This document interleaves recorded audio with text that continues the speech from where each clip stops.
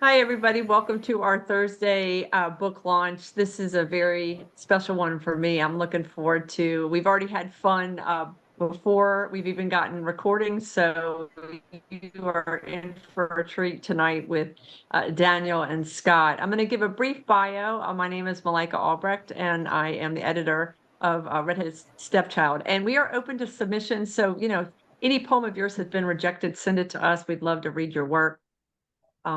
This is a month that we're open, so please do it promptly. The collaborative collection, Fill Me with Birds, and I love that title, Lilts and Tilts, as Scott Ferry and Daniel McGinn call and respond. When an image keeps coming back to the mind, there's no escaping. They volley images and themes between poems, circling and returning and building. Jesus' family, a father who talks in his sleep, a mother rocking her child, her milk-wet arms weave together on Ferry and McGinn's pages, turning us all to light and strata. You won't want to miss how each word hums and dances. This is Allison Blevins' words on their book. Just a little bit of a bio. The newest work by Daniel is Fill Me with Birds. It's published by Meat for Tea Press. It is his collaboration with Scott Ferry. He also has a chapbook out, Drowning the Boy, which won the James Tate Poetry Prize for 2021. And that was out by SurVision Books if you haven't already gotten a copy. He is also the author of 1,000 Black Umbrellas, which was published by Right Bloody. And The Moon, My Mother, and the Dog. That's by Moontide Press. Scott Ferry, who we already know is Connie Post's favorite nurse. Scott Ferry helps our veterans heal as a nurse RN in the Seattle area. He will keep writing poetry to keep his skin on and the little voices sated. Really love that. And if you want more, I'll put this in the chat section to go to ferrypoetry.com. Welcome, guys. Thank you so much for being here. And I am going to put both of y'all up as spotlights, if that's okay with y'all. And that way we have both of y'all on screen. Welcome. Thank you so much for doing this. Thank you. Yeah, thank you. So we knew each other back in the 90s in Southern California. There was a really pretty big poetry scene down there out of Huntington Beach, Laguna Beach. And, I was kind of in it for a few years, and then Daniel kind of stormed on the scene, and it's like came, and then he had amazing poems right off the bat. We're like, who is this guy? So we met back then, and then I moved to Seattle not long afterwards. And then we kind of reconnected on Facebook and just kind of started chatting. And then we decided to do a collaboration. And it was really kind of informal, but great. So we just started volleying poems back and forth, and probably worked a little bit faster than we even expected, but it kind of just had a good organic feel to it. Scott pushed me. If I was 24 hours, he'd be like, "What's wrong?" So he didn't let me edit poems out of existence. He's more into the purity, a little more Ginsberg, about just that's enough. Move on. He writes. He's the most prolific person that I know. You should follow him on Facebook. He's really good at social media. I'm an old man with a phone. I don't do well there. People love him. He's lovable. He's an encourager. If you get to know him, he will force you. He'll say, send that poem there, and he will encourage you to get involved and get out of sitting in your room talking to yourself, which I enjoy. Really, it's safer. But I've gotten published a lot more since I met Scott, and I'm still trying to learn to withstand all the rejection of people who will never get it. Well, yeah, I mean, I really enjoy.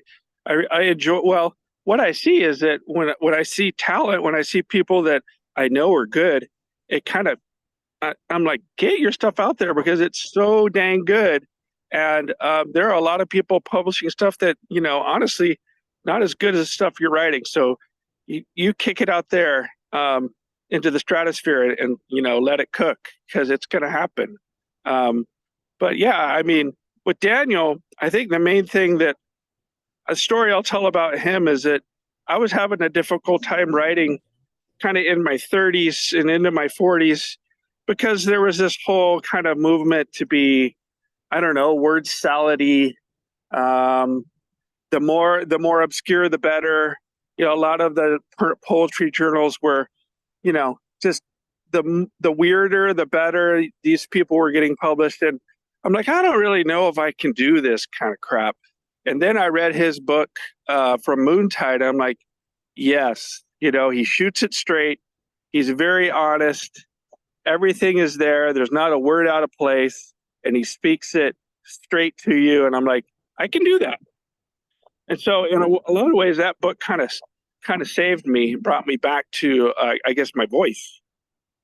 I want to object to you calling me very honest, because if you fact checked my material, it's still poetry. And I think what's important, if you tell a lie, it's an honest lie. If it's emotional honesty, and if it's coming from the subconscious, there's more than one way to describe honest, but I don't worry about facts, but from the voice in my head that talks to me, that's how I want to talk to you. But I tend to edit out anything I think doesn't have relevance for most people, that would be relatable. I mean, I may be talking about mother, but it should be mother in a bigger sense than my own mother. Because I 100%. lie about that woman all the time. No, I'm kidding. We can do this all day. We like to talk poetry, but yeah. I'm loving this. And I have to tell you, that intrigued me, kind of the different ways that y'all have been talking about how you approach this, and also honesty as separate from the details of the poem as fact. So I think you can have an emotional honesty, but that is not a literal, this happened or that happened. I really would love to hear some of now when you structured the poems that you kind of called in response, how did you decide what went where, or did you keep them in that kind of call and response? I don't think we moved anything, right? No, I mean, there are some that we took out that we didn't feel were strong enough, either one of us or, one or the other. And then we found a place to stick a poem that we had in there that actually worked really well. That's it. I mean, it was pretty much call and response the whole time. You're talking about maybe half a dozen poems that it's like Tom Waits says, the coffee was too weak to defend itself.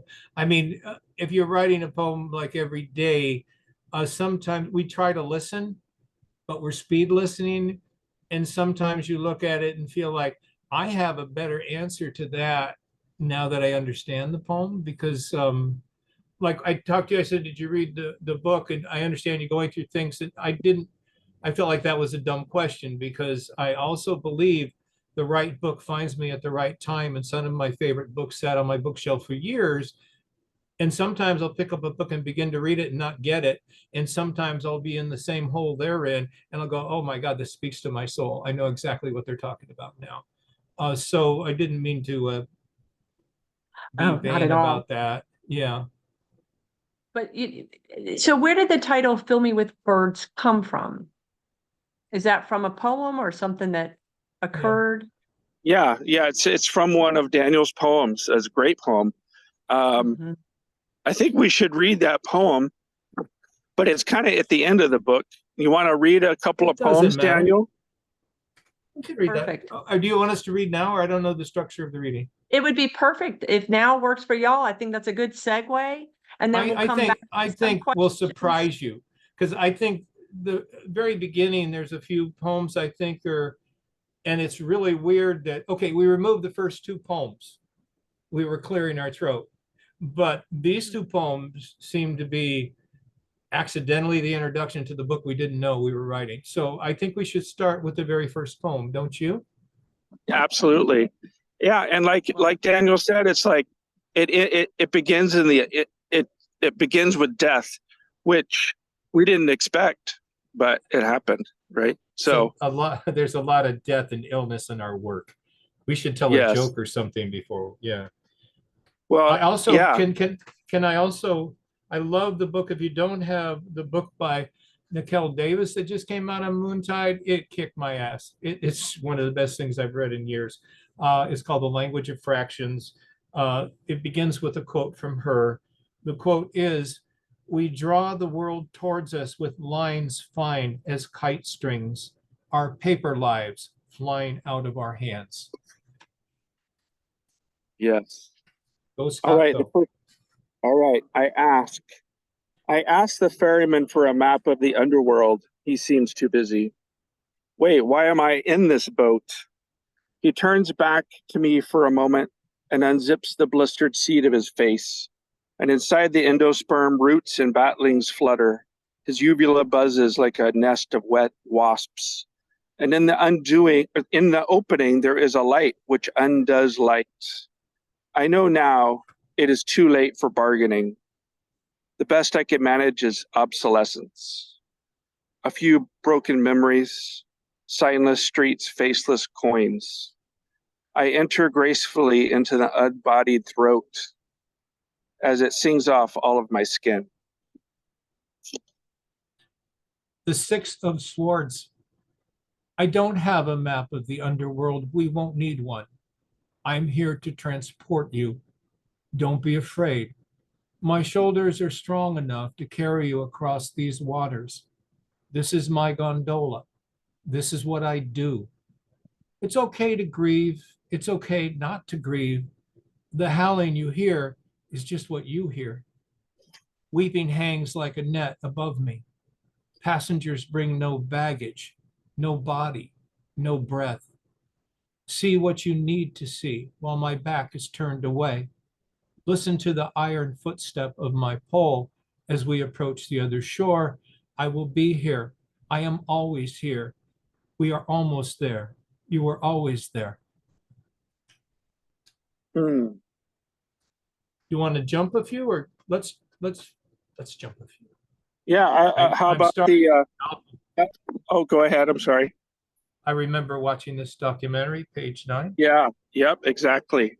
You got me. Okay. I remember watching this documentary on brilliant photography when I was 8 or so. They took an electromagnetic image of a leaf and then cut off a section of it, shot another photo. And the second picture showed the mass missing, but the warm lightning surrounding the amputation, still brilliant and connecting the whole body in a string of light. I didn't know what to do with this information, which poured out of the television like a long-lost song. I just knew it showed the grace of our ghosts, even if broken, still glorious, even if absent, still singing. The grace of our ghosts. The phantom limb. When an image keeps coming back to mind, there's no escaping. The ghost leaf haunted my thoughts all morning. These guys arrived and started mowing my lawn like a bloodline, whistling in a weed whacker. My thoughts are severed. No one sees them. I'm of two minds, like the man in the mirror who's raking debris and filling a garbage sack. There's a pulse in my ears, so I'm still breathing in the violence outside and the noise inside. I have a recently divorced friend who's still gasping like a phantom limb, like a nervous system. She filled her house with plants, soil, and song. Now she won't be the person she is. Now she won't be lonely. Nerves are like brains. Remember how we used to be. The body knows well enough what is and isn't there. Where's the brain in a dismembered leaf? Memory lies saying, these are the things I have. Sometimes I dream I live in the bottom of a lake, and I know, against the odds, that I can breathe. Mm. Let's talk about the crows. And then I'll let you pick. I'm being very alpha. I'm excited. Talk about the crows. I love reading with you. Let's do this. Okay. So we're going to, I see the crows again. Okay. I see the crows again as I pass near the IKEA. They are not crows. They are neurons burning serotonin and ash. They streak and then solidify, a gas, a liquid, a crystal stream. They inhabit the bare trees, obsidian leaves glinting. They lift shards into the sky, a dark swallowing of invisible wings, of wings no longer attached to the earth. For the crows. I live in a suburb. The crows in my neighborhood seem monogamous. Generations dwell in the same tree but share power lines and telephone wires with the neighbors. Squirrel trapping is a family activity like pickleball or a board game. It's the type of thing your family might do to pass the time on a holiday visit or a birthday party. There used to be an old crow in a deceased tree a few blocks from my house. I never saw that bird with any other birds. When I walked my dog under his tree, he'd always hop up and down and caw at us and then follow us down the street, flying from one tree to the next, yelling at us, cussing at us, really. And then one day he wasn't there. It wasn't long after that his tree died. Barrel-chested crows live at the truck stop out in Barstow. They look like they've been working out. Their beaks are extra large with a rough sheen, like sea mussels. Their eyes glint like newly minted black coins. Living in the desert must agree with them.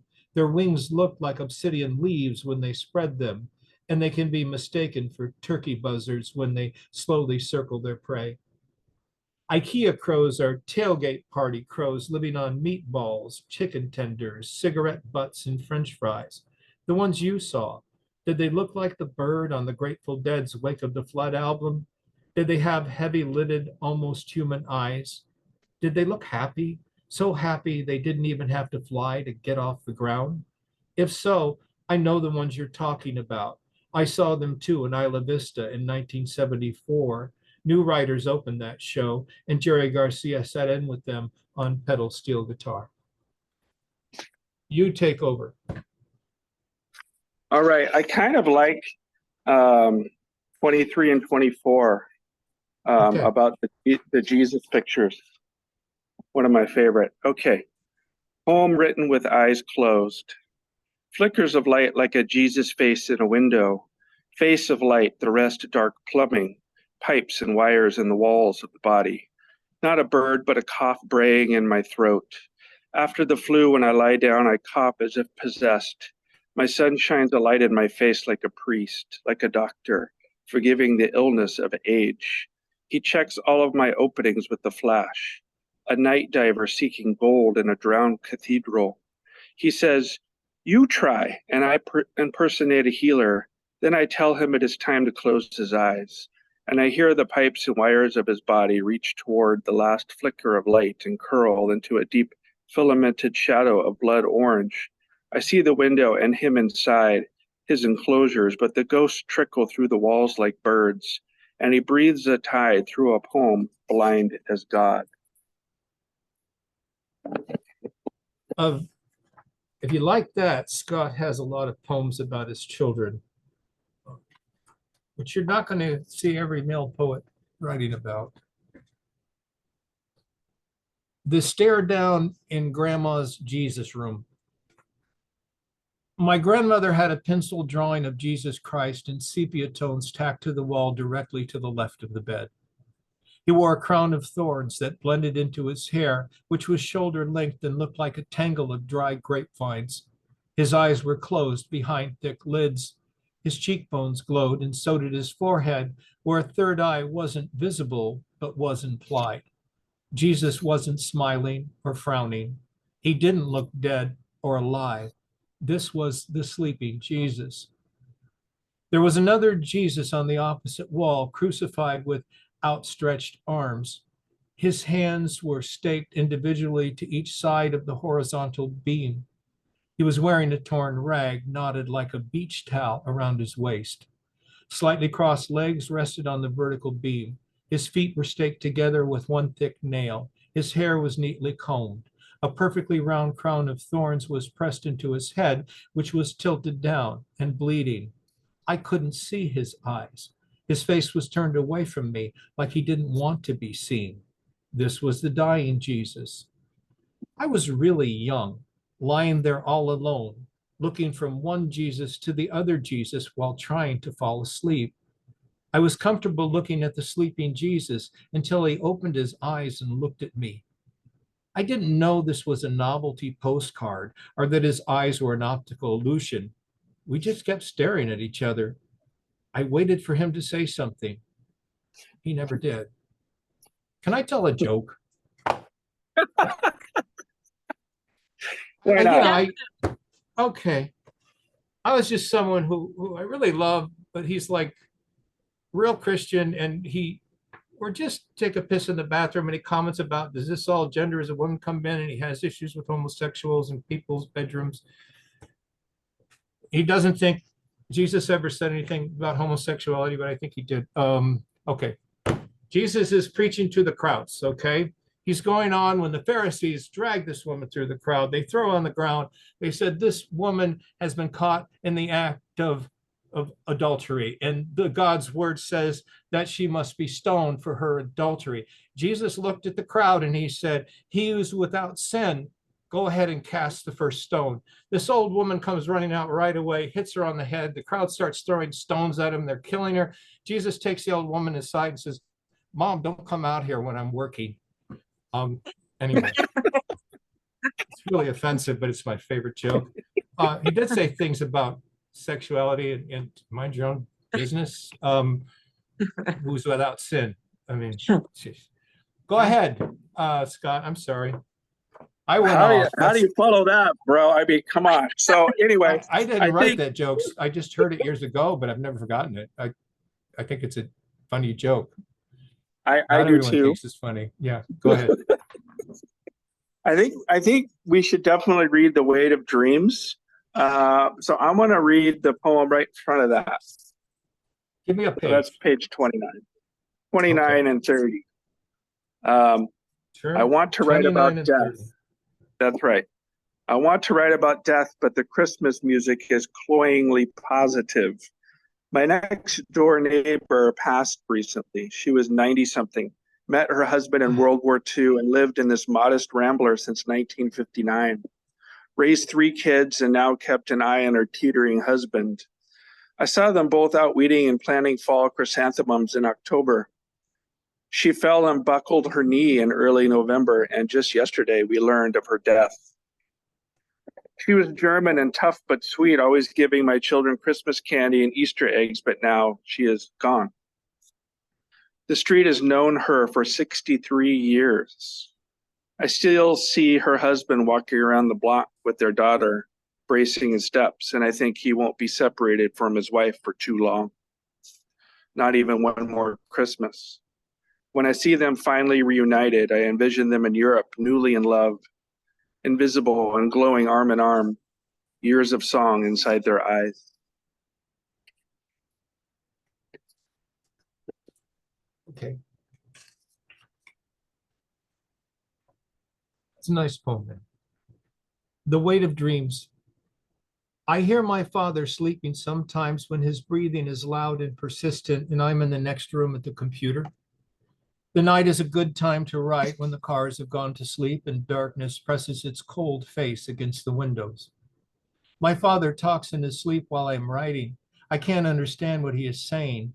I know by his tone of voice when his mother kisses him and lights the birthday party candles with boiled coins shining like stars in the cake mix.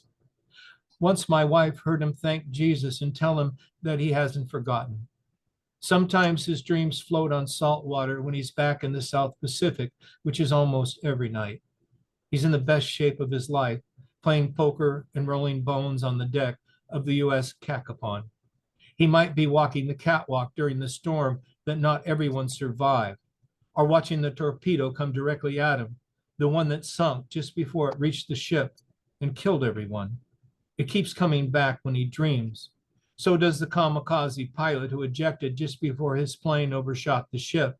His body crashed on the deck right next to my father, who was sitting on a turret shooting him out of the sky. Sometimes my father sleeps in his bunk down below. Sometimes the water is full of blood and oil and body parts. Once he saw a pilot land in the water right next to his ship. There was smoke coming off of a wing. The lifeboat was dropped. The pilot looked at my dad and smiled because he made it. He was still smiling when the plane exploded, and that's the hardest part of the story. My father never gave this a second thought during the war, but the pilot started coming back, still alive in my father's dream. The man died with a smile on his face. He died, and he dies again. I wake when my father wakes and wobbles off to the restroom with his wooden cane. It sounds like a peg leg when it hits the wooden floor. I think of Captain Hook and Peter Pan, both alive in the same body. My dad sits on the toilet with a long sample of toilet paper draped across his lap. He pets the paper as if it were his cat. He falls asleep again on the toilet. I will have to wake him up again. I can't get my father to walk with no purpose. He doesn't like to walk. He does know he has to hike through the kitchen, out the back door, down the sidewalk to touch the gate before I'll get him morning coffee. Sometimes he sings a song that he learned in boot camp. You had a good job, but you left it. You had a good job, but you left it. Sound off, 1, 2. Sound off, 1, 2, 3, 4. If it's warm, he sits on the patio with his newspaper. He reads it every day from cover to cover, and he can't remember a thing he just read. To me, that's the best poem in the book. Just, yeah. Thank you. I think probably we'll jump close to the end. What do you think about that? Yeah, because we're probably, with all of our yapping and telling jokes, going overtime. Sure. I was going to start 82, and then you can read Okay. 83. Okay. I have a video appointment with my doctor to discuss if the pills are keeping the intrusive voices of doom away. I answer mostly, but I still awake some days at 3 a.m. My limbic system sounding a false alarm for phantom fires, phantom smoke, phantom burning. But I can control it pretty well when I tell myself I am not in any danger and allow my body to relax. She asks if I want to take this medication long term. I say yes. I never dreamed I would say yes. She sets it up, sends it into the pharmacy. I imagine each day feeding the demons a quart of turquoise leth. I throw it into their cages from up here. My shirt is clean as forgetfulness. It's an honest poem, Scott. It's an honest poem. You know, some people are afraid to talk about mental health issues. Just makes us worse off. Start here. Take the animal away, the one sleeping on my chest, protecting the steel stitches in my breastbone. This furred love, this defensive weight. Pick it up. Rest its chin on your shoulder. Listen. Let its whimper crawl into your ear. Take the cloud from my calf, the hard egg where my nerves have died. Take the ache from my ankle, the limp from my hip, the swollen hinge on my shoulder. Take these things to the tree in my front yard. Allow them to feed on sunlight. Anchor my legs. Allow my feet to feel rooted. Let my limbs move with the wind. Fill me with birds. Fill me with leaves. Take this ugly mirror, my bloated self.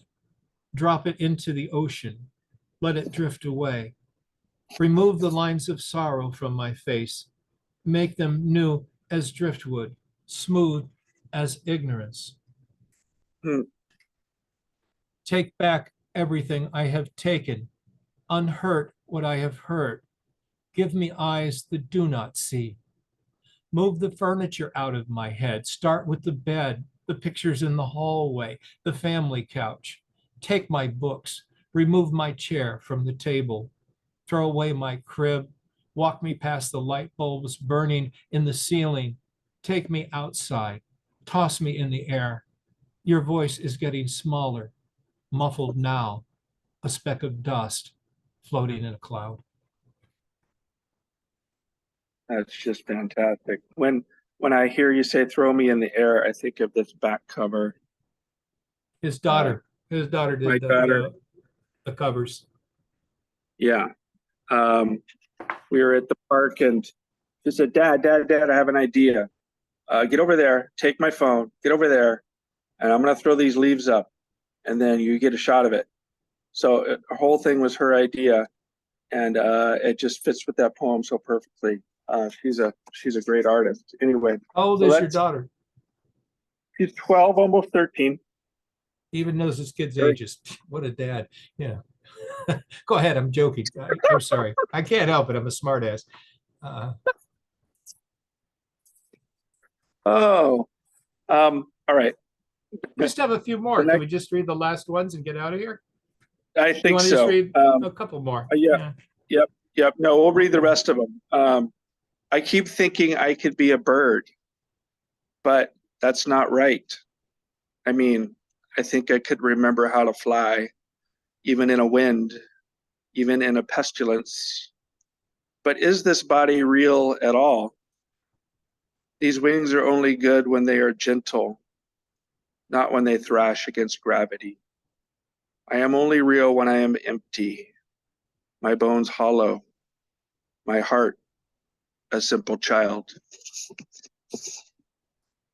Yolanda. When I was a boy, sometimes I wasn't a boy. I was more like a bird. I could fly. I didn't have to run away. I would run directly at the Hootsmith rose bushes, thorns and all.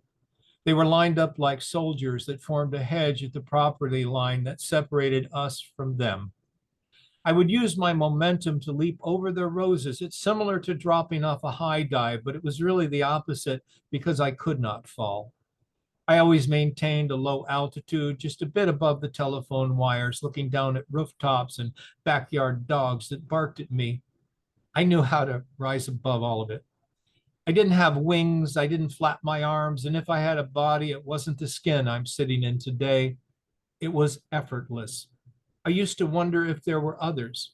I loved the freedom of being alone. I don't know how I did it, but I could turn myself at will, and I always landed on Yolanda's front yard. I thought she was beautiful. I didn't remember that part of the story until I started writing it down. None of this seemed odd to me at the time. I returned to my body when I landed on her lawn. It was a safe place to land. I didn't think she saw me, even when I stood right in front of her. I did this thing as long as I could, until I was never a boy again, and I couldn't do it anymore. You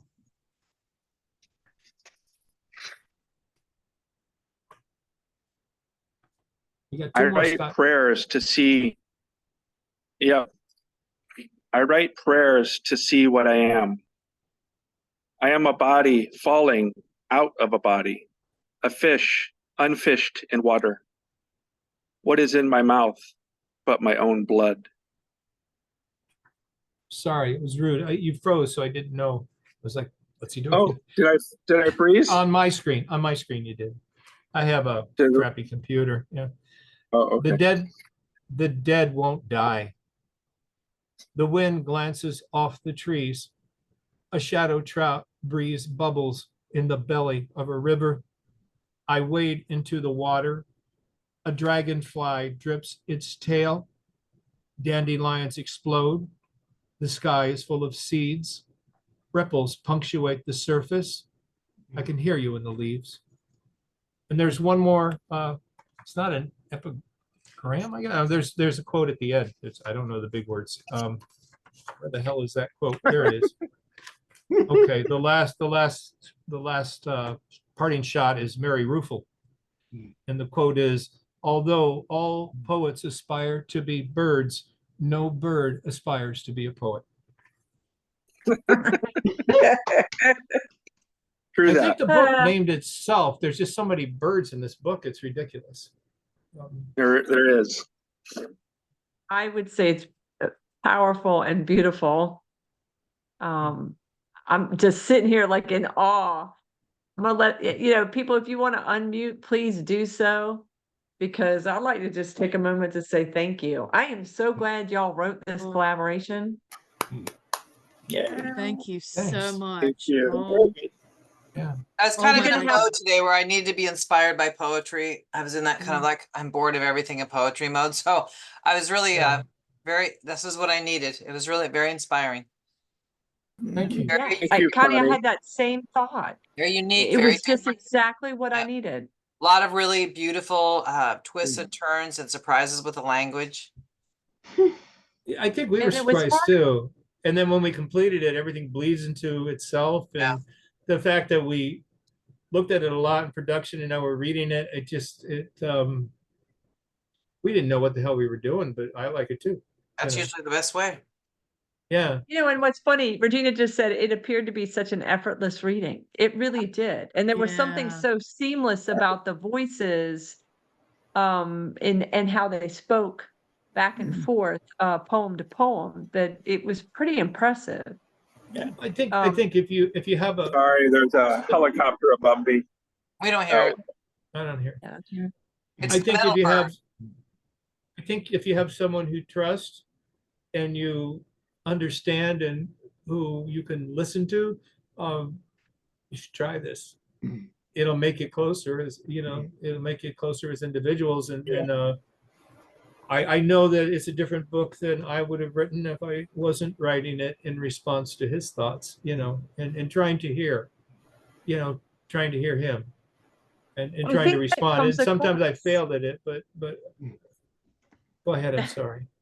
I was gonna say that really came across that sincere, like listening back and forth. And also I think it kind of encouraged y'all to take risks that were amazing. And I really saw, like, I mean, to me, the experience of hearing y'all read and seeing how these poems and where they went was redemptive. And I'm not sure that I know how to explain what I mean by that.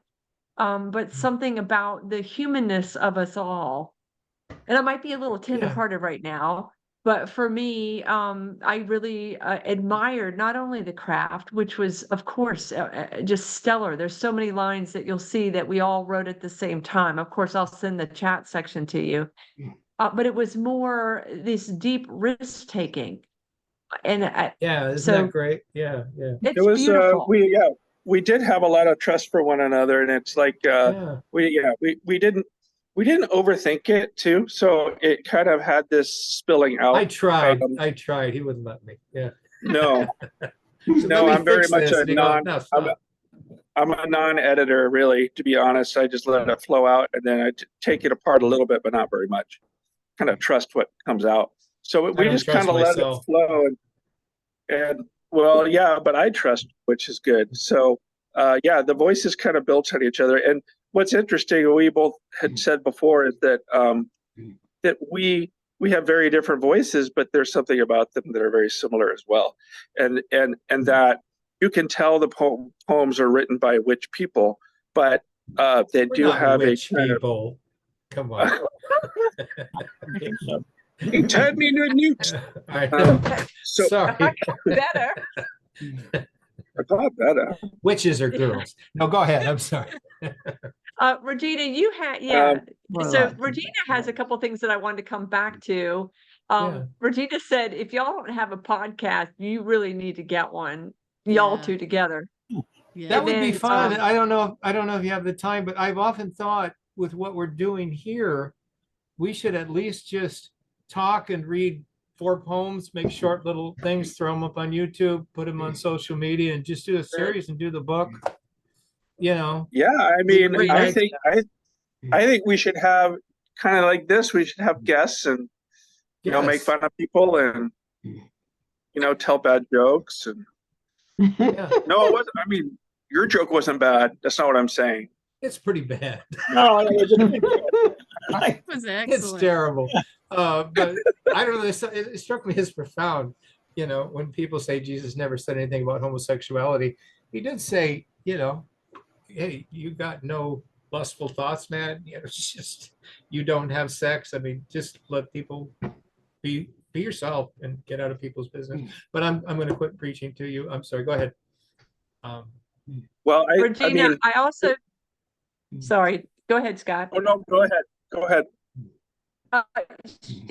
Regina's, comment here made a lot of sense to me too. You have companionable voices. Like they go so well together. And I think all of us are really enjoying that aspect. So, it's beautiful to have amazing poetry and to have a good reading, but it's also nice to see authentic synergy between two people. And I think also one of the things that struck me was the tenderness of some of these poems. And like Connie said, exactly what I needed today. So I just want to say thank y'all so much for that. Well, thank you so much for having us. Thank you for giving us a platform to do this. And Anytime. yeah, I thanks. hear correctly in the beginning that you exchanged poems once a day. Yeah, he was really pushy. Pretty much.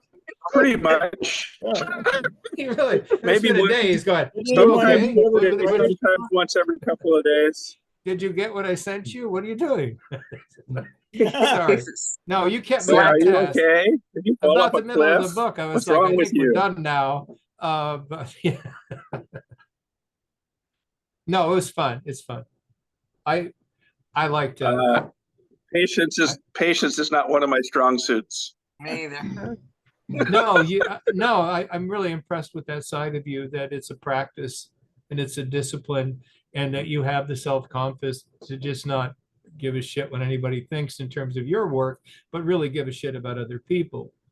I'm a little more on the spectrum when it comes to other people, but you're really good with people. I'm jealous, Everybody loves Scott.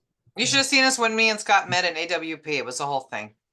I was like we're a long lost siblings. It was long lost sibling material. Yeah. 100%. And I'll be there in LA. Are you going to LA? I'm going to LA. Yes. If you have any medical questions, that's what his website is for. He'll give you a medical advice all day long. Okay. He's really good Go to at his website. And actually, I was really proud of something because my sister had this possible complication with her broken leg. And I said, okay, here's what I'm thinking. And he goes, really good medical reason. I'm like, Scott thinks I'm good medically. I feel better now. Yeah. No, it's very sound. Like, okay, this is exactly what's probably happening. You need to take her right away. No, actually, she was really shitty, but I'm like, you need to go to urgent care. And she went, and they changed their whole plan with her. She's doing much better. Oh, good. Yeah. She had her surgery, 12 screws, 2 plates. It was a nightmare, but yeah. Scott, do you live in Seattle itself? I actually live in Renton, if you know where Renton is. No, but my daughter is a nurse. Jimi Hendrix' hometown. My daughter is a nurse and she lives in Lacey. I don't know if that's yes. That's very close. Well, yeah, it's probably 20 minutes by car. From where I am now, it's like 15 minutes. Yeah, it's very close. She works at an Army facility. An Army facility? I think it's Army. Maybe it's just government. VA. VA. Okay, so I work at the VA. I used to work there, and now I work at more like a desk job. So, yeah, I maybe worked with her. Yeah. Interesting. You'll have to ask Cal. Small world. I will do that. Does anybody have any questions for Daniel and Scott? Okay.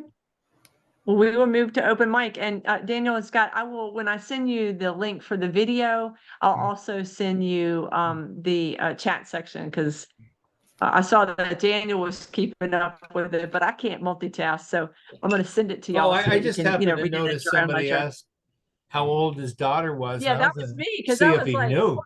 holy, see if he knew. I think I'm funny. Yeah. Hey, I'm going to need to go inside and log onto my computer because I'm actually at work still. So I will come into the room to listen to the open mic. Listen to the open mic once I'm in there. So find me in the room, but I have to go right now and then I'll be back.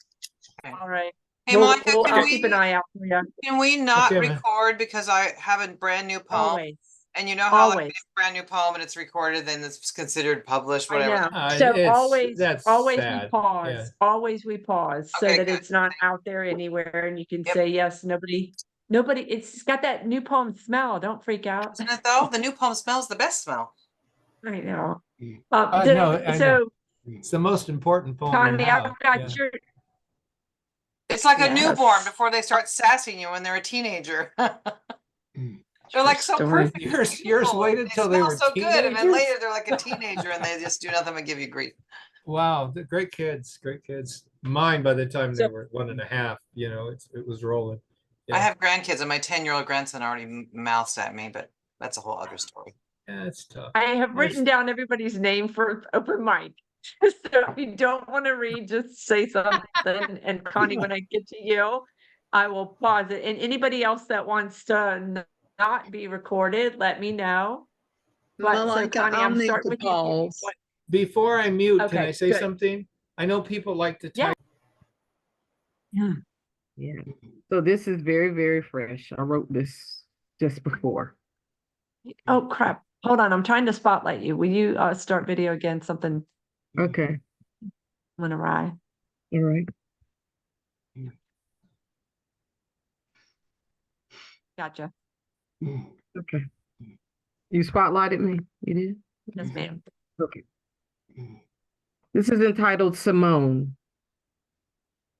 She flew through the air, a dream no longer deferred, a spirit undeterred, a mind healed, a heart full of true love, a body realizing that God gave her all the human purpose that it could sustain, and then more, wrapped the currents around her as she moved higher and faster, virtually a brilliant bronze brown glimmer of something more than flesh, blood, water, air, and fire, surely. She emerges as the conquering hero, the epitome of a new day gladiator realized, champion prime. I declare, I saw her almost spread those shimmering wings. Maybe I did see them, the ones that my ancestors once thought they had lost. And I'm almost sure I heard them say, those wings sure do fit her well, as our rooms went warm with pride. In these days of Olympic stories, she brought the glory. She brought it on home. And ain't nobody mad but the devil and his nasty host. I love it. Oh, thank you, Regina. Gosh, that was, boy, wasn't that amazing to watch. I'm so Yeah, glad you wrote about She it. was amazing to watch. Mississippi, goddamn. I love Yeah. Nina Simone. Thank you for that. Yeah, no, it was perfect to hear that. Karen, I have you, and you can tell me pause or keep recording. I never pause. Okay. That's true. You know, I don't pause. I'm just putting it out there. Okay, so this is a sort of like a collaborative thing, maybe not quite. So Regina, who just read, and Christy, who's gonna read, and Laura Younger and I Zoomed one day, and I think we all shared somebody else's poems. I think that's how it went. Anyway, then we just kind of did our own thing, wrote something really quickly, shared it with each other, and we borrowed lines from what each other shared. So this is my poem that I lifted some of their lines for. Collaging the lines of other poets with mine. I could bathe in a skillet of salt and pepper baked onion and shed no tears. I have no worries, no cares. I have no fears. I'd take a sharp-hatted man with a blue plaid eye as long as he has a briefcase full of something I don't see coming. I need you to slice my voice from where I left it perched so high. I need any nobody to remind me how to cry. I am numb. I am numb. I can't even hum a few notes. There you go. Well done. Karen, I love it. Have to say, of something I don't see coming, that's going to stick with me for a while. And I love the backstory. Yeah, it was really, I'm telling you, it was really fun Christy, was it your idea to steal lines from each other? I Yeah. can't remember who was like, oh, let's share our poems and then take each other's lines. And I was kind of like, oh, I don't know about that. But it ended up being really fun. So yeah. Yeah, no, it was enjoyable on this side too. And I was thinking, I like it that you read something collaborative in essence. on Sort today. of, yeah, this Thank really you. wasn't, it was kind of a theft, like a group theft, but Okay, but so everybody different. shared. It was fun. It was really fun. Yeah. So okay, thanks That- for that hearing does me. sound like I fun. gotta chime in and say all art is derivative. You know, we have everything published, everything musical, everything. So I mean, in some sense, I mean, in this time, we're all influenced. We're constantly plugged in. So it's Yeah, all theft. You know, you just yeah, don't want to be blatant. You know, right. It as was Gilliam Wells said, theft with, everything is free now. You know. yeah, Go ahead. I'm theft with sorry. permission. No, theft with permission. But fun to hear what everybody else did with your lines too. It was fun. Do Oh, it that's again. even, yeah, that's a whole nother layer to it. Yeah, it was pretty cool. I mean, it's All kind right. of like a clothing swap. You know, try this on. How's it feel? Chrissy, I've got you next, and I am going to pause. So give me one moment. Okay. This is what I was inspired to write this by a poem called Pluto, which was Randall Jarrell award-winning poem by Sarah Huner. And it's called Pluto Redux, question mark. I didn't make that sound like a question. Pluto Redux?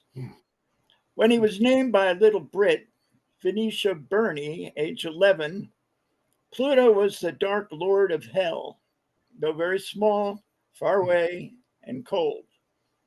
Then, maybe, a couple Disney artists took the planet's name and turned him into a cute and goofy dog, the only Disney animal unclothed. But then, 2006, the proper group of scientists, the IAU, took Pluto's planitude away for this simple crime: his gravitational impotence to clear the Kuiper belt of competition, like the wily Odysseus took out all the suitors, all 108, to save the honor of his wife. Will Pluto return to planetary might, the once and future planet? Can there be second acts in solar system science? The former planet circles in the dark, his little buddy Charon, his only friend, consoling him with tales of glories past, short-lived and singular. But wait, with methane rains crying from newly discovered clouds, a dwarf ex-planet with clouds? Maybe he is again to be full partner with giant Jupiter, shiny Venus, sparkling Earth, in spite of not being just right. Thank you. Thank you, Cal. That's awesome. Someone speak out for Pluto's planitude. I like. Judith, did you want to read? I would love No to. problem. Oh, fabulous. And I want to thank my friend Karen Stewart for telling me about your group. I'm very active in a couple of other groups, and y'all are awesome. I'll read a poem that's pretty characteristic of the kind of thing I write. Squirrel at Large. Startled by a stranger in your sanctuary. You're half up an ancient pine when I see your twigged nest deeper in the notch of an understory dogwood, and you skinny up away from me, twitching with eons of caution carved in your DNA. But I'm just off the road, the burn of diesel in my nose from a Mercedes passing on its way to town. I don't mean to scare you, or the little frog that leaps off a moss-strewn bank from a splash of full-growth summer ferns and plops into the sun-pocked stream. We three are alone together at the edge of the end of the world. Me, your lone celebrant. Oh, beautiful. I'm so glad that Karen brought you, Judith. Oh, Yes, I'm squirrel at so large. That's glad to meet you guys. I plan to be a regular. Y'all are good. We would awesome. love to see you. We have some great people coming up, and you definitely picked the right one to be at today. Well, we Wonderful. have reached the end. I did want to circle back, Daniel and Scott. You know, I know the book can be bought at a lot of different places. Is there some place that you have a preference for? Well, obviously, our publisher Meat for Tea is a good source. If you want to just support us, that's nice. Scott has a website, is that correct, where you could purchase it? Yeah, I'll put that on here. Yeah, I I put it could on put in the chat earlier. my email Perfect. if Do you it. want to buy it from us. I don't know. It's available. I assume it's available where you buy your books, but it's nice to support the author or the press if you can. Yeah, that's Totally. our preference here is go directly Yep. to y'all or the press. My God, this is a long chat, huh? Well, I So, gotta tell you, it this is what I needed to hear, really, because I have been with my dad failing and taking care of him, and then he's got COVID forever, and so we can't leave the house, and I'm trapped in here. And I journal 3 or 4 pages every morning, but the creative self has really been dead for the last 3 or 4 weeks while he's been declining, and it just really incredible open reading. I would love to come hear you all read again. Caretaking I takes had a it. great It time. also affects my right brain a lot, and I have major caretaking issues, as Malika can attest to. So yeah, it really takes a lot out of your creative self. Yeah, you can really burn out and not know you're No, burn yep, out until it's just you're trashed. yep. And I'm Never, trashed. So if I may say so, nevertheless, what you're going through is going to inform everything you write from here on out. yeah. It's so serious. It makes you better. Well, thank you for that. I would I definitely hear say that. that Thank you. Because what you're talking about, I'm not looking at the future right now, but thank you don't have for you don't have to. informing me. But you don't Yeah. have to. I'm just saying, I went through this with both my parents, and it's excruciating and exhausting. Nevertheless, when you come out on the other side, you're a more serious, more better person. You're acquainted with grief, which is a Totally. part of life. You're acquainted Totally. with death, which is a part of life, and you're Totally. not a child anymore when Totally. it comes to that passage. Yeah, Yeah. I see that much. And I there's have to say goodbye. I'm sorry, I got another thing I run to, but Bye, Connie. love to all of you. Fantastic.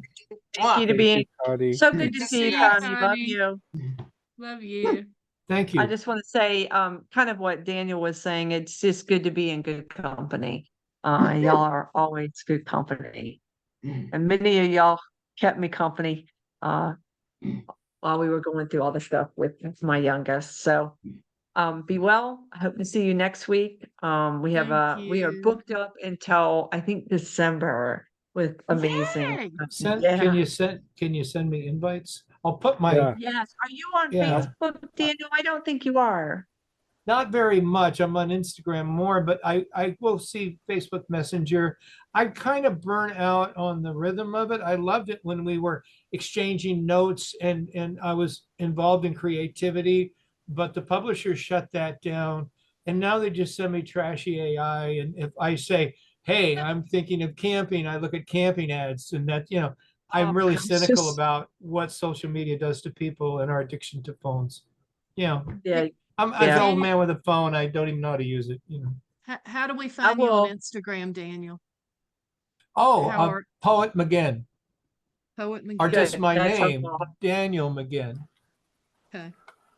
I Thank just you. want to say, I really think that you all really could do a really good, I said really 1,000, but a really I- good. I I had not Yes, thought please. of that, but Please. I think have it's a to talk great to Scott, idea. see if he wants to take the time. We know a lot of poets. Yeah. So he's right. If we have guests, I mean, yeah. I think it would I'd be Yeah. so really listen fun. to that. I And would I pay think, money and for I think that would also like broaden your, you know, that thing that you sometimes might feel like you're missing. Yeah. Mhm. Yeah. Scott, get Diane Seuss right now. Call her up. Yeah. No, I'm kidding. But she likes him. She likes, blew my mind. I'm going to see Diane Seuss read, and he comes in and goes, Scott, hey, Scott. It's like, oh, man. And I'll get jealous I much. have I got poet over it, now. but I was like, I have dude, serious poet envy now. Oh my goodness. yeah. Scott, are you Well, She's a are you fan on of she wrote a Scott. blurb. Instagram? She wrote a blurb on one of my books a long time ago before she got all these awards, so she knew who I was. But Yeah, she remembered you last week, so Not she like we're actually buddies read or the anything. book. Yeah. Aw. So I'm now, fan- new idea. fangirling. the Tell us, podcast tell us, idea. it's live. Yeah. All right. Goodbye, everybody. It's so Bye. nice to meet So you all. much. Please invite me. Let me put my name in chat before you sign off, okay? Perfect. yeah. Do that because that Thank way I have y'all a. so much. Great Thank you. first This- visit Bye. for me. Thank you. This was Thanks, great. Suze. Thanks, Karen. You know, I'm herding poets all the time. Come on. So Herding very, poets. very Oh, poetry. awesome. It's like herding cats. Awesome. Yeah. It is very Like like herding herding cats. Yes. Yeah. Yeah, yeah. Love it. You got it on there, Daniel. Yes, I Your- did. Lovely to meet you all. Thank you. Lovely to Bye, meet everybody. guys. Take Thank care. you all Well, so much.